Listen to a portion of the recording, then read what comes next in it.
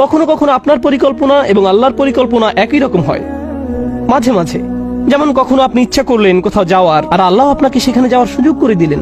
কোন একটি কলেজে ভর্তি হওয়ার ইচ্ছা করলেন, আর আল্লাহ আপনাকে সুযোগ প্রদান করলেন। সিদ্ধান্ত নিলেন দ্রুত গ্র্যাজুয়েট হওয়ার, আর আল্লাহ আপনাকে সুযোগ প্রদান করলেন। এর অর্থ হলো আপনার প্ল্যান এবং আল্লাহর প্ল্যান একই ছিল সেই একটি বিষয়ের জন্য। কিন্তু মাঝে মাঝে আপনার এবং আল্লাহর পরিকল্পনা একই রকম থাকে না। অনেক সময় ভাবছিলেন 10 বছর ধরে চাকরিটা করবেন, 6 মাস পরে আপনাকে ছাঁটাই করে দেওয়া হলো।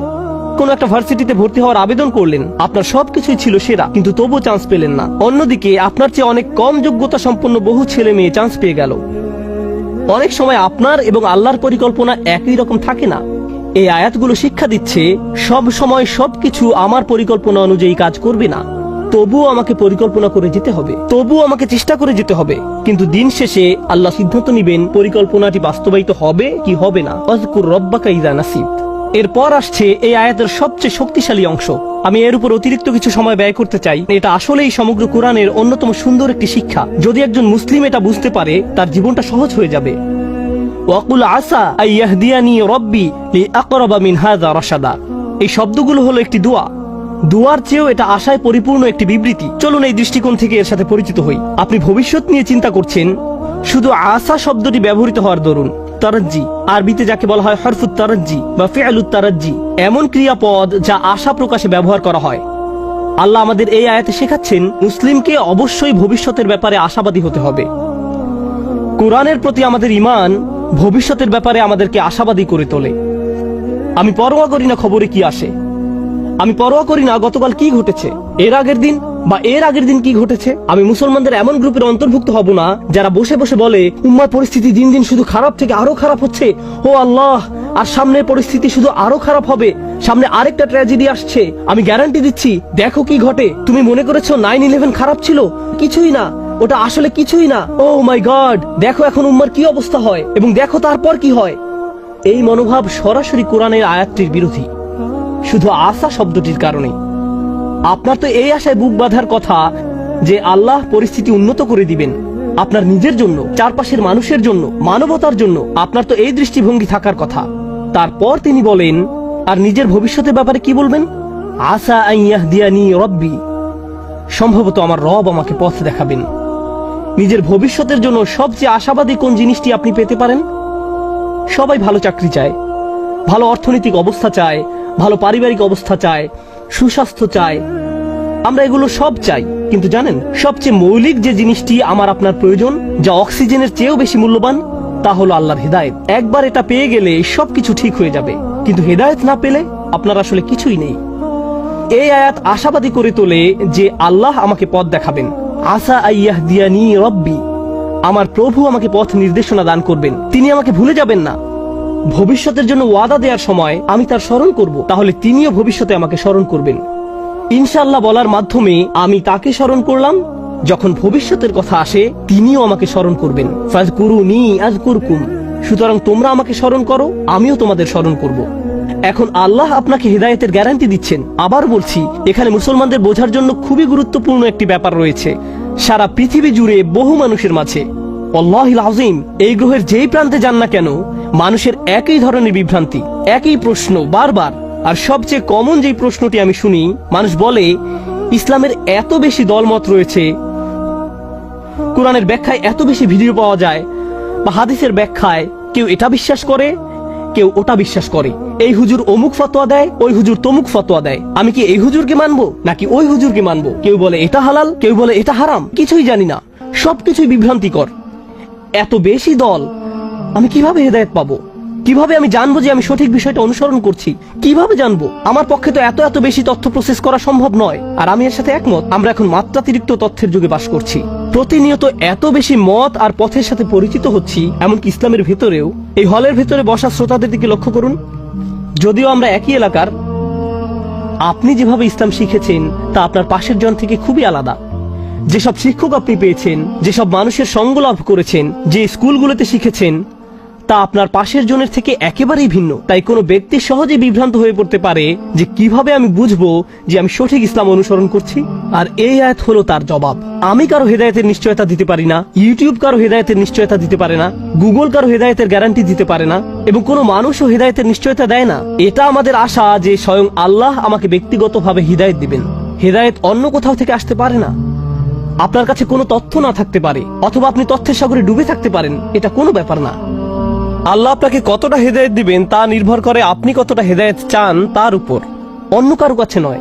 আর একবার আল্লাহর কাছে সঠিক রাস্তা চাওয়ার পর আপনাকে আর বিচলিত থাকতে হবে না। নিশ্চিত থাকুন যে আল্লাহ আপনাকে সঠিক পথ দেখাবেন, তিনি কাউকে ফিরিয়ে দেন না। আল্লাহর কাছ থেকে হেদায়েত পাওয়া কঠিন নয়, এটা কঠিন নয়। আল্লাহ হেদায়েতের পথ খোলা রেখেছেন যারা চায় তাদের জন্য। আমাদেরকে শুধু সেসব মানুষের অন্তর্ভুক্ত হতে হবে, শুধু এইটুকুই। এই আয়াতটি সূরাতুল কাহফের অন্তর্গত। এর প্রমাণ হিসেবে সূরা কাহফ নিয়ে কথা বলে শেষ করতে পারবো না এই খুতবায়। এই গুহার অধিবাসীরা যাদের কথা আমরা প্রতি শুক্রবার পড়ে থাকি, এই মানুষগুলোর আশেপাশে কোনো নবী ছিল না, কোনো আলেম ছিল না, কোনো শায়েখ ছিল না, কোনো সাহাবী ছিল না। নিজেদের জন্য তারা নিজেরাই ছিলেন। আর তারা এমন এক এলাকায় বাস করতেন যেখানে সবাই মূর্তি পূজা করত। আর তারা একটি উপসংহারে পৌঁছেছেন, সৃষ্টিকর্তা শুধু একজন, আমরা এগুলোর উপাসনা করতে পারি না। লান্নাদউ মিন দুনিহি ইলাহান।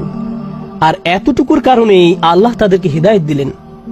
অন্য কোনো জ্ঞান না থাকা সত্ত্বেও, কোনো ওহী তাদের কাছে ছিল না। আল্লাহ তাদেরকে হিদায়াত দেওয়ার জন্য এতটুকুই যথেষ্ট ছিল। আর তিনি তাদেরকে এত বেশি হিদায়াত দান করলেন যে আজকের দিনে যারা বছরের পর বছর ধরে দ্বীনের জ্ঞান অর্জন করে, তারা এই যুবকদের কাহিনী অধ্যয়ন করে। কারণ এই যুবকরা আল্লাহর হিদায়াত পেয়েছিল, কারণ আল্লাহ তাদেরকে পথ দেখিয়েছিলেন। আপনার পরিস্থিতি যত অন্ধকারচ্ছন্নই হোক না কেন, আপনার যদি আল্লাহর উপর আশা থাকে, এটাই যথেষ্ট। আসা আইয়াহদিয়ানি রব্বি লিআকরাবা মিন হাযা রাশাদা। এখন আসছে সর্বশেষ এবং এই বিবৃতির সবচেয়ে সুন্দর অংশ। সম্ভবত আল্লাহ আমাকে পথ দেখাবেন। পথ দেখাবেন কোথায়? কোন দিকে পথ প্রদর্শন করবেন? লিআকরাবা মিন হাযা রাশাদা। এর ভাষা এত বেশি গভীর অর্থবোধক, আমার পক্ষে খুতবায় তো আর ব্যাকরণ শেখানো সম্ভব নয়, কারণ আপনাদের মাথা ব্যথা শুরু করবে। চেষ্টা করব বিষয়টাকে যত সহজে তুলে ধরা যায়। আরবি ভাষাতে কখনো বলেন ওই যে ওই দিকে, আবার কখনো বলেন সমস্ত পথ ধরে ওইখানে। যখন বলেন সমস্ত পথ ধরে ওইখানে, অর্থাৎ আর গন্তব্য পর্যন্ত পথ দেখিয়ে যাব। আর যদি বলেন ওই যে ওইদিকে, এর মানে হলো প্রথমে এখানে, তারপর ওখানে, তারপর ওখানে। কিন্তু যদি বলি সমস্ত পথ ধরে ওইখানে, এর মানে ওইখানেই আপনাকে যেতে হবে, এরপর আর কোথাও আপনাকে যেতে হবে না।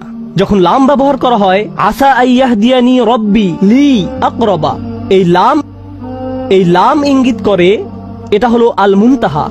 এর চেয়ে উচ্চতর আর কিছু চাওয়ার নেই এই দুনিয়ায়। এটা যদি পেয়ে যাও, শ্রেষ্ঠ আর কিছু পাওয়ার নেই। যদি ইলা শব্দটি ব্যবহার করা হতো, অর্থ হতো তোমাকে প্রথমে ওইখানে যেতে হবে, তারপর অন্য কিছুর উদ্দেশ্যে। সুতরাং এই আয়াতে আমি আপনি এমন কিছু প্রার্থনা করছি, এমন কিছু চাচ্ছি যার চেয়ে উত্তম আর কিছু নেই। এটাই চূড়ান্ত সমাপ্তি। এখন সেই চূড়ান্ত সমাপ্তিটি কি? লিআকরাবা মিন হাযা, এটার চেয়ে নিকটবর্তী। আমি আশা করছি আল্লাহ আমাকে পথ দেখাবেন এটার চেয়ে চূড়ান্ত সমাপ্তির আরো নিকটে। এটা বলতে কি বোঝানো হয়েছে? এখন আমি যে অবস্থায় আছি, চলুন বোঝার চেষ্টা করি এখানে আসলে কি বোঝানো হচ্ছে। আমাদের সবার আলহামদুলিল্লাহ সুম্মা আলহামদুলিল্লাহ কোনো না কোনো মাত্রায় হেদায়েত রয়েছে। আমরা যে শুক্রবারে আল্লাহর ঘরে একত্রিত হয়েছি, এটা প্রমাণ করে যে আল্লাহ আমাদের সবাইকে কোনো না কোনো মাত্রায় হেদায়েত দিয়েছেন। কাউকে তিনি বেশি হেদায়েত দিয়েছেন, আবার কাউকে কম হেদায়েত দিয়েছেন। সালাতে কারো মনোযোগ বেশি থাকে, আবার কারো কম মনোযোগ থাকে। আমরা সবাই একই পর্যায়ে নেই, এটা সত্য। কিন্তু জানেন এই দোয়া আমাদের কি শেখাচ্ছে? আমার চূড়ান্ত লক্ষ্য হলো আমাকে আল্লাহর আরো নিকটবর্তী হতে হবে। আমি এখানে এজন্য আসিনি যে নিজেকে অন্য একজনের সাথে তুলনা করব। আমি এখানে এসেছি শুধু নিজের আজকের অবস্থানের সাথে নিজেকে তুলনা করতে। আমি যদি শুধু নিজের এখনকার অবস্থা উন্নতির জন্য কাজ করে যেতে পারি, এটাই আল্লাহর সামনে চূড়ান্ত সফলতা। এর চেয়ে চূড়ান্ত কোনো সফলতা নেই। আপনি কোনোদিন নিখুঁত হবেন না, আমিও কোনোদিন নিখুঁত হতে পারবো না। আমরা যা করতে পারি তা হলো আরেকটু ভালো হওয়া, এরপর আরেকটু ভালো, এরপর আরেকটু ভালো। শুধু দিন দিন ক্রমাগত উন্নতির চেষ্টা করুন। যদি কেউ এভাবে আল্লাহর নিকটবর্তী হওয়ার চেষ্টায় রত থেকে মারা যায়, সে সফল। অনেক মানুষ কি করে জানেন? তারা অন্যদের সাথে নিজের তুলনা করে। আহা, সে তো পুরো কুরআন মুখস্থ করে ফেলেছে, দেখো কি সুন্দর তার তেলাওয়াত, সে প্রতিদিন মসজিদে যায়, আজানের পূর্বে এসে উপস্থিত হয়, সে যে আল্লাহর কত ইবাদত করে, সে কত বেশি জানে, সে আরবি জানে, তাফসির জানে, এটা জানে, ওটা জানে। তারা মুসলিম হিসেবে আমার চেয়ে কত উত্তম পোশাক পরে। নিজেকে অন্যের সাথে তুলনা করবেন না। আল্লাহ আপনার কাছে এটা চান না। আল্লাহ আপনাকে অন্যের পাশে রেখে তুলনা করবেন না। তিনি তো আপনাকে এমনকি দুনিয়াতেও অন্যের সাথে তুলনা করতে চান না, আর আখিরাতের কথা বাদই দিলাম। ওয়ালা তাতামান্নাউ মা ফাদ্দালাল্লাহু বিহি বা'দুকুম আলা বা'দ। অন্য মানুষদেরকে যা দেওয়া হয়েছে তার আকাঙ্ক্ষা করো না, নিজের প্রতি এমন অন্যায় করো না। তাহলে আমরা কি শিখছি? উদাহরণস্বরূপ আমরা শিখছি, আপনি আজকে কোরআন তেলাওয়াত শেখা শুরু করলেন, আপনার বয়স হয়ে গেছে ৩৫ বছর যাবত বইটা খুলেও দেখেননি। সিদ্ধান্ত নিলেন আজ থেকে কোরআন তেলাওয়াত করার। আপনি এমনকি বিসমিল্লাহও পড়তে পারছেন না, আরবি বা অক্ষরটি দেখতে কেমন সেটাও ভুলে গেছেন। আপনার বয়সের মানুষেরা বড়দের মতো করে পড়তে পারে, এখন আপনাকে বাচ্চাদের মতো শিখতে হচ্ছে। এতে কোনো সমস্যা নেই। আপনি যখন আলিফ পড়া শিখছেন, বা পড়া শিখছেন এবং আল্লাহর দিকে কিছুটা অগ্রসর হয়েছেন, এখন এই অবস্থায় যদি আপনার মৃত্যু হয়, আপনি হয়তো একজন হাফেজে কোরআনের চেয়ে উত্তম, যে সম্পূর্ণ কোরআন মুখস্থ করেছে, কিন্তু এর প্রতি কোনো কদর নেই। কে নিজেকে আরো উত্তম মানুষ হিসেবে গড়তে চায় জানা যাবে অন্তর থেকে, আর আল্লাহ সেটা জানেন। তাই আল্লাহর দিকে অগ্রসর হওয়ার ক্ষেত্রে এখন যে অবস্থায় আছেন তাকে ছোট করে দেখবেন না। মানুষ আপনাকে ছোট করে দেখতে পারে, কিন্তু আল্লাহ আপনার চেষ্টাকে ছোট করে দেখেন না। মনে হয় যেন আল্লাহর কাছ থেকে হিদায়াত পাওয়া অনেক কঠিন, আর আল্লাহ হিদায়াতের দরজাকে বিস্তীর্ণ রূপে খোলা রেখেছেন। তিনি শুধু আমাদেরকে বলেছেন এই দোয়া করার জন্য, ইয়া আল্লাহ আমাকে পথ দেখান। আকরাবা মিন হাদা রাশাদান। রশাদান মানে সত্য পথের হিদায়াত। এই আয়াতের শেষ শব্দ রশাদান ইঙ্গিত করছে আপনি যে এই দোয়াটি করছেন তা প্রমাণ করে আপনি ইতোমধ্যে কিছুটা হিদায়াত পেয়ে গেছেন। আপনার বলা উচিত নয় আমি পথভ্রষ্ট। এই আয়াত স্বীকার করে নিচ্ছে আল্লাহ যে আপনাকে দোয়া করার সামর্থ্য দিয়েছেন, এই সামর্থ্য নিজেই আল্লাহর পক্ষ থেকে আপনার জন্য একটা হিদায়াত। আল্লাহ আপনাকে আরো দিবেন, তিনি আরো দিবেন এবং তিনি আরো দিবেন। মুসলমানরা এমনই আশাবাদী এক জাতি, যখন পৃথিবীতে হিদায়াত নেমে আসে তখন এর সাথে প্রশান্তি আসে, ইতমিনান আসে, হৃদয় প্রশান্তিতে পূর্ণ হয়ে যায়। আলা বিযিক্রিল্লাহি তাতমাইন্নুল কুলুব। এই কথা বলেই আলোচনার সমাপ্তি টানতে চাই। অন্তর যখন প্রশান্ত হয়ে যায় তখন এই প্রশান্তি আশেপাশে ছড়িয়ে পড়ে। প্রশান্তি সংক্রামক, ঈমান সংক্রামক। পরিবারের ভেতর শান্তি ছড়িয়ে পড়ে, বন্ধু বান্ধবদের মাঝে শান্তি ছড়িয়ে পড়ে, সমাজে শান্তি ছড়িয়ে পড়ে যখন হিদায়াত আসে। পৃথিবীর সমস্যা যদি হয় সংঘর্ষ ও ঘৃণা, পৃথিবীর সমস্যা যদি হয় যুদ্ধ, তখন এর সমাধান রাজনৈতিক পলিসিতে নয়, আরো যুদ্ধাস্ত্র হয়। এটা সমাধান নয়, অর্থনৈতিক নিষেধাজ্ঞাও নয়। মানবতার আজকে যা দরকার তা হলো হেদায়েত, কারণ হেদায়েত ছাড়া কোনো শান্তি নেই, পাওয়া সম্ভব না। ফাআইয়ুল ফারিকাইনি আহাক্কু বিল আমন ইন কুনতুম তা'লামুন আল্লাযীনা আমানু। কে শান্তি লাভের বেশি হকদার? যারা বিশ্বাস স্থাপন করে, যারা ঈমান এনেছে।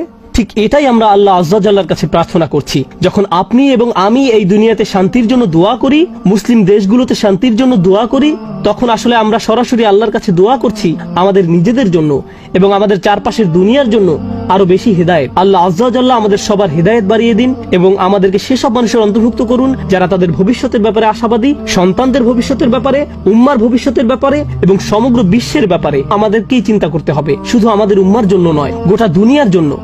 আমরা ইব্রাহিম আলাইহিস সালামের মিল্লাত, ইব্রাহিম আলাইহিস সালাম সমগ্র মানবতার জন্য উদ্বিগ্ন থাকতেন। আমরা এমন একটি উত্তরাধিকার পেয়েছি।